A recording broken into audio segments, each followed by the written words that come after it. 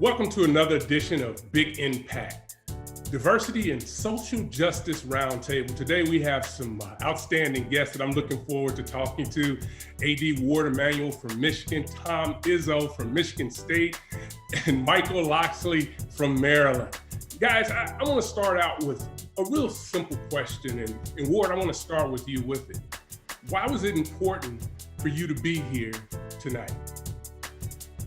Well, I think, what we're going through in our society, and especially all of us, but especially the young people that we have in our departments, this is a critical time. And we are education centered at all of our universities. And this is a critical part to help to teach, to talk, to learn from each other, to really gather around and talk through these issues. We've had 2 Zoom calls this summer with our student athletes to really talk to them and listen to what they're going through, how they're seeing this, get their perspective on it. It's been some very hard social justice issues that we've had to deal with alone on top of dealing with a pandemic. And it's not something that we can ignore. We have to address it. We have to listen. We have to help. They're going through, we're all going through, and they're going through some difficult times. And so it's critical for me to be here to talk about what I've learned, to listen to Tom and Mike about how they've handled things. I've listened to our coaches. Our coaches have been in the middle of it, working with our student athletes as well. I'm really proud of their efforts. But this is a time that we have to keep communicating, talking, educating, learning, listening, and being a better society in the end. And that's why I'm here today. Coach Izzo? Wow, he said a lot, and he said it all right, if you ask me. And I'm here because this is one of the great times that we get the band together. Usually Big Ten, everybody's at each other's throat, Michigan State. This is one time I think we're all working together. And, what I've seen, and, I grew up in the UP. The first black man I ever met was my first day in college. And he was my assistant, Mike Garland, who actually worked for Lloyd Carr, played for Lloyd Carr a little bit in high school. Yeah. And Mike's still my assistant to this day. And so, I came from an area that wasn't very diverse, and I picked a sport that might be the most diverse sport. And so I've had to learn a lot, and I've had a lot of people that helped me, but we did some things too, and I talked to Juwan about it. It's been really fun for the Big Ten to, we're all kind of in this together because we know this is a problem. And I think as a white man in this sport that I'm in, I think it's not only my obligation, my duty. It's hard to toot your own horn, If I say I'm the best coach in America, that doesn't mean nothing. If Warde said it, it would mean a lot. Well, as a black man, I think if you're talking about the social justices that we're dealing with, it's yeah. And I think as a white man, for me to realize it and educate myself even better, which I think we got to educate our young kids. I mean, it's funny. I mean, they know who Martin Luther King is, but it's amazing. My staff, we say, well, what are we doing? The young kids aren't as educated on any history, and that's why I'm here. Coach Locksley? Yeah, I think, Warde and Coach hit it right on his head. For me, when we sit on these couches and we tell parents that we want to send their kids back to them, their sons back to them, the best version of themselves, and help them grow academically, athletically, and socially, well, you hit it right on his head. Social injustice. We have we're responsible for using the platforms we have, as well as educating and teaching our players the importance of what growing socially is all about. And this is the best time of their lives for a lot of these guys, where they're starting to cross that bridge into manhood, and they start to understand the importance and the power that they have behind their brand, playing for these prestigious universities in the Big Ten. Obviously for me, I get to see it from 2 two areas. One, a black man that's grown up, and as I like to say, my give a crap gauge is on E. I'm not trying to be political. I could care less what people think. I just want to do what's right. And I know that's what all our coaches and administrators in this conference are all about, just doing what's right.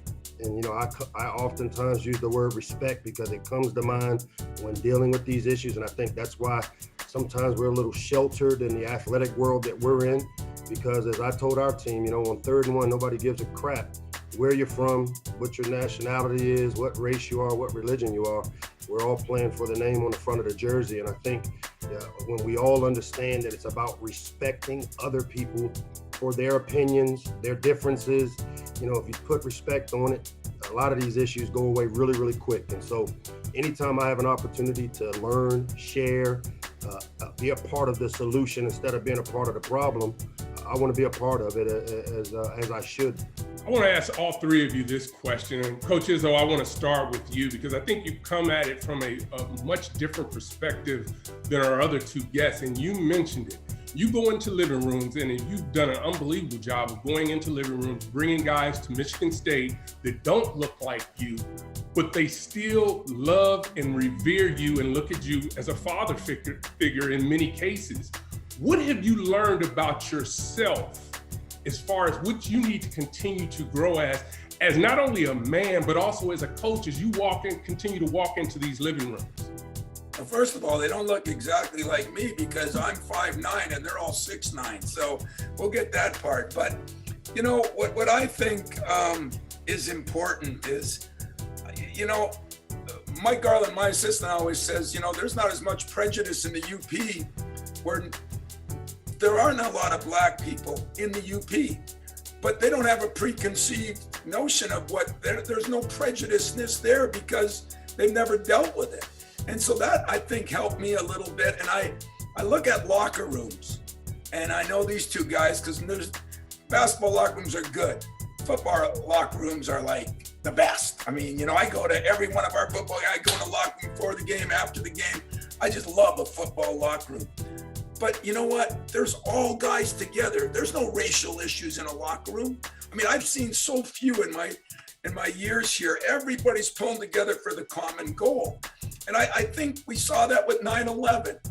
All of a sudden, there are no racial political issues. We're all for a common goal. And around here, we say, treat everybody the same, but hold everybody accountable. And if we do that, I think we'd be a better place.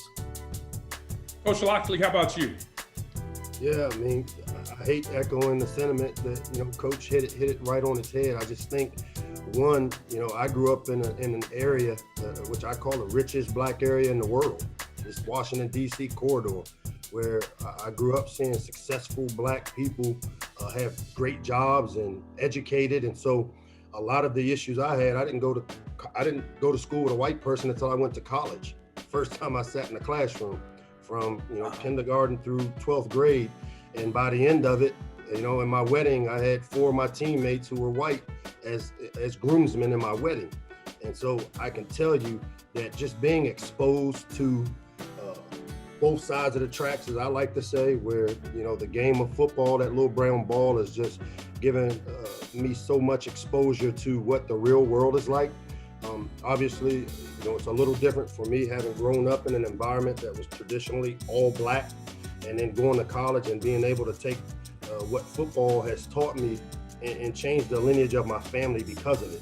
First graduate in my family from college because of football. So, it's a great opportunity that football has given me so much. I owe it to the game to continue to build and grow other guys coming up like Mike Locksley, the other Lockses of the world that are coming from different areas and cities. And, I get to do the best job in the world by being able to coach 18 to 22-year-olds and take them where they can't take themselves. And that includes just socially learning how to assimilate into new environments and the best way to use the platforms that they've been given. A.D. Manuel? Well, I don't know if I can add anything to that. I think, when Locks talks about respect and Tom talks about accountability, that's what we should all have. I mean, I think that's what this country should have in terms of how we strive to deal with one another. There's too much hatred and prejudiceness over nothingness, and really, sad in the cases that do exist, that have happened in our society. And to get to this point, I think all people want is respect. All people want is to have others be held accountable for their actions.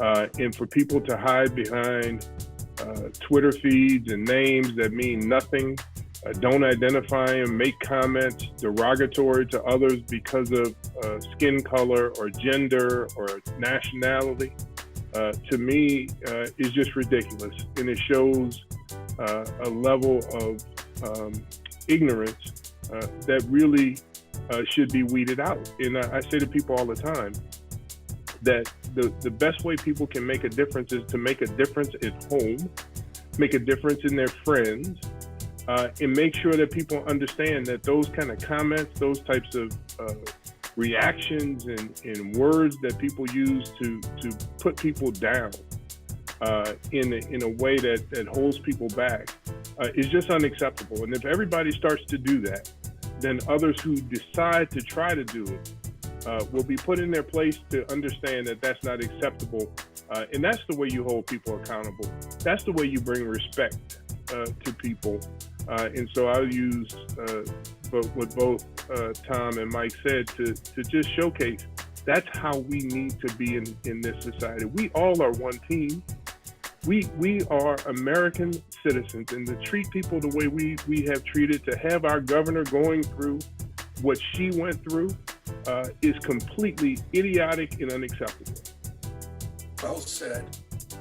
I think one of the things that we've also heard, not only from our student athletes, but I think from the world in general, is about we need to listen, right? And we need to put actions in place that can move us forward.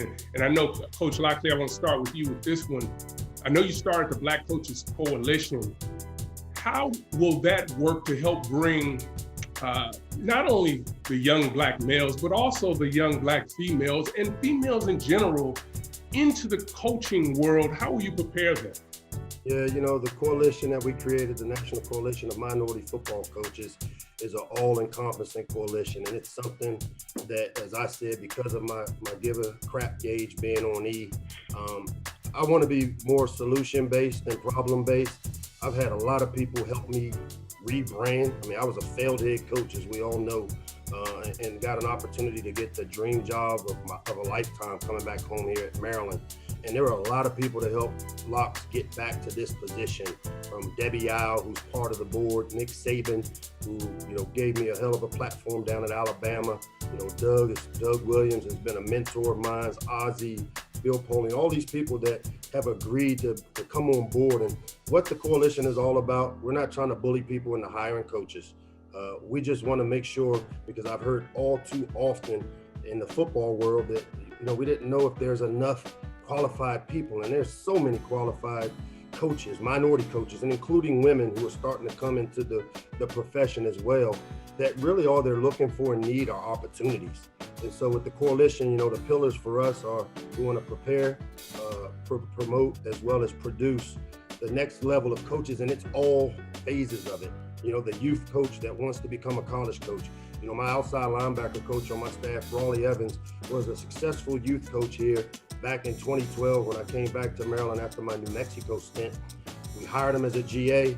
We've watched him grow, and now he's a full-time coach. He went from youth league in 2012, almost less than 9 years ago, to being a full-time Division I assistant. I hired a high school coach, Elijah Brooks from DeMatha Catholic, right down the road. Another guy that wanted to take the next jump. And so the coalition's mission and job is to prepare coaches for the next opportunity that they want to have. And you do that with programming and providing them the tools, whether it's through seminars, teaching, coaching, mentorship. The promotion piece of it for the coalition is all about making sure the media and the powers that be know we do have qualified assistants that are running programs at all levels, at the HBCU level, Division 3, 2, 1, minority coaches across the board. that have the credentials and that are doing a great job at where they are, and making sure that those names get out there. Because when you see the coaches that are being hired, a lot of the time it's media driven.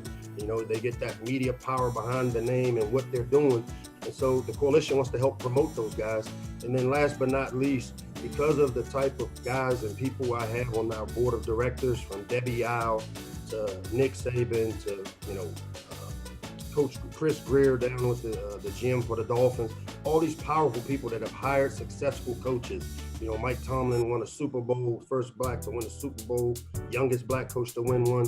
These guys have all been a part of hiring guys that have had great success, and they all have had great success. So when you vet candidates with the type of people we have on our board of directors that I named, usually people answer their calls, and we're going to put together names of people that can and are capable of doing the job, but they just need opportunities. And all we're asking for is the opportunity. We're not asking for you to give them anything. And the coalition wants to prepare them, promote them, and then give them these opportunities that haven't been there. Coach Izzo, I know, being a longtime basketball coach, you've come across many coaches that I'm sure that you've helped that really you probably don't get the notoriety for. But what are some of the tangible things that you're doing inside your program to help move people forward? Well, from my love for football, there's not many basketball guys that have an offensive and defensive coordinator, but I stole that back from Nick Saban when Nick and I started here together. And I've done some of that. I got a special teams coach, and it gives them a chance to be, responsible in their area, and that I think is important. But I also try to hold them accountable. I worked for Judd Heathcote, and that was 12 years, dog years, I'm 110, but he held me accountable. And I think, just like these guys are saying, educating, sharing the experiences you've had, but giving them a chance to not run their own program because I'm the head coach, but run their own part of the program. And that's what I love about football. It gives them a chance to grow as coordinators and certain things. And so I've tried to do that and had some success with it. Well, one of the things that we don't get a chance to see, because we get a chance to see it from coaching, where you see guys and girls and young ladies that have played, that particular sport, are brought along by their head coach or one of their assistants, inspire them to go into coaching. We don't get a chance to see that as much from an administrator side. Can you give us some insight to how you help develop young people and bring them along?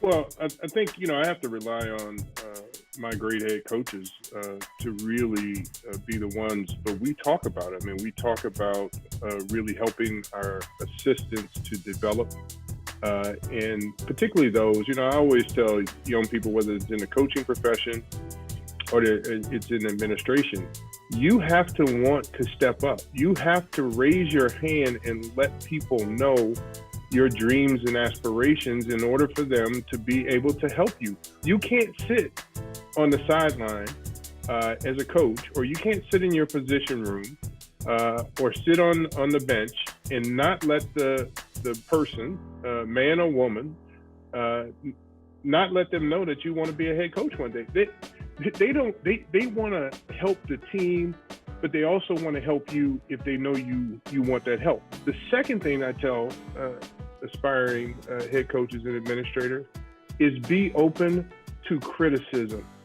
You're not going to do well if you cannot handle the criticism. And if you can't handle it from your head coach, if you can't handle it from your sports administrator or the athletic director, you're going to have a hard time developing. Because one of the key things about both of these gentlemen, I know, they're great learners. They learn from others. They talk to others. One thing I know from our coaches like Jim Harbaugh, who have done great things professionally and in college football, Jawan, Hutch, in all of her greatness, Kim Barnes of Rico, I can go down the line. These people are learners. And so you have to have a thirst and a knowledge to want to learn, not only the X's and O's of the games, but those things outside of the game. Because being a head coach, being an athletic director, is not just about being showing up on the sideline and coaching a game. or being at a game and sitting in the AD box or that AD chair. Those things that's a small portion of all the work that needs to be done in order to get there. So you have to want to have that desire to be able to run those programs or run the athletic department. And that starts with learning every day. I'm learning every day from so many people, student athletes, coaches, my colleagues across the Big Ten and across the country, other coaches at other programs, as we sit and we talk endlessly on Zoom calls to hear their thoughts and ideas. Also, it keep me learning, it keep me thinking about how to move forward, not only here at Michigan, but in the Big Ten and nationally. One of the things I think that has been unbelievable, positive since this pandemic has begun is the courage that our young people have had to be able to speak their truth, what's on their mind.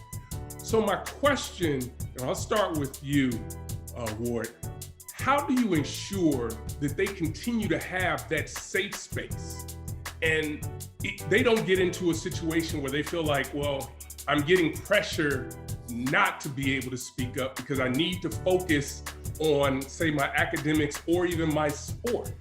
How do we ensure that they're going to be able to continue to be able to speak their mind and know that there'll be no repercussions?